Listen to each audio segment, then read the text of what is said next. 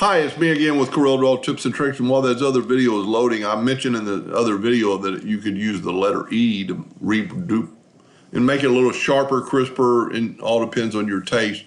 So we just typed out an E. I'm going to make it a little bit bigger. I'm going to go to Object and I'm going to convert it to a curve. I'm going to left click, no fill, right click, hairline.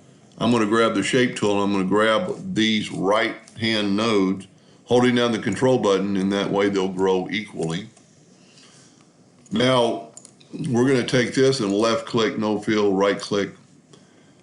And there's several ways you could do it, but right now we're going to take a 2-point line and grow it from there to there. And then just take the virtual segment delete key and get rid of this part. Now we need to take this part and rotate it kind of equal to the key, and you can have it go right there. Matter of fact, so let's just take the virtual segment delete key and delete this. Now, here's kind of the key. I actually kind of like that one better, but if you just like some squared off one, we're going to use the Smart Fill tool and fill that in. Now we're going to take our new one, move it over, we'll get rid of this. We'll left click, right click, and the reason I use the Smart Fill tool was to get it all filled in. Now we're going to do what we did before. Hit P, use the virtual segment delete key and delete that.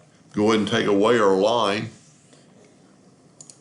This should be all one piece now, so I'm going to Control D and make a duplicate while holding down the control button. Move it over slowly. And voila, you have a symmetrical key. Now you need to move it over and left click, right click if you're going to cut this out, because this is still two parts where this is one part. Anyway, I hope that helped a little bit, and thank you for watching.